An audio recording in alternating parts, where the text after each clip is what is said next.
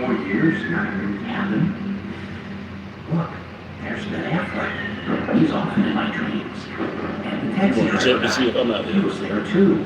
I'm up here, yo. Look up. So You see me? like a miracle had taken place. Was it a dream? Or was it real? It was election night 2000. Everything seemed to be going as planned. In New York, Al Gore is our projected winner at the Garden State is green for Gore. We project that Mr. Gore is the winner in Delaware. This state has voted with the winner in Excuse me 1 second. I'm so sorry to interrupt you. Mike, you know I wouldn't do this if it weren't big. Florida goes for Al Gore. CNN announces that we call Florida in the Al Gore column. And something called the Fox News channel called the election in favor of the other guy. I interrupt you. Fox News now projects George W. Bush the winner in Florida, and thus it appears the winner of the presidency of the United States. All of a sudden, the other network said, hey, if Fox said it, it must be true.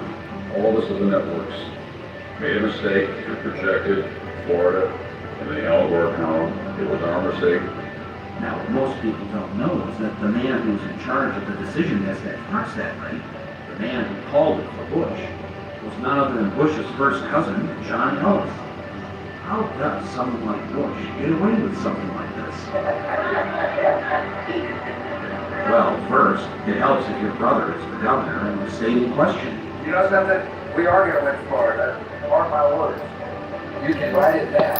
Second, make sure the chairman of your campaign is also the vote counting woman, and that her state has hired a company that's going to knock voters off the rolls who aren't likely to vote for you. You can usually tell them by the color of their skin. Then make sure your side fights like it's life or death. I think all this talk about legitimacy is way overblown. And hope that the other side will just sit by and wait for the phone to ring. And even if numerous independent investigations prove that Gore got the most votes, If there was a statewide recount under every scenario, Gore won the election. it won't matter. Just as long as all your daddy's friends on the Supreme Court vote the right way.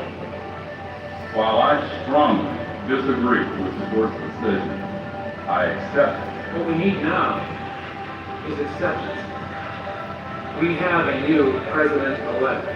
It turns out none of this was a dream. It's what really happened. On the day of the joint session of both the House of Representatives and the Senate was to certify the election results. Al Gore, in his dual role as outgoing Vice President and President of the Senate, presided over the event that would officially anoint George W. Bush as the new president. If any congressman wanted to raise an objection, the rules insisted that he or she had to have the signed support of just one senator. Mr. President, and I take great pride in calling you that. I must object because of the overwhelming evidence of official misconduct. In every form and attempt The chair has to remind members that under Section 18 of Title III, United States Code, no debate is allowed in the joint session. Thank you, Mr. President. To answer your question, Mr. President, the objection is in writing, signed by a number of members of the House of Representatives, but not by a member of the Senate.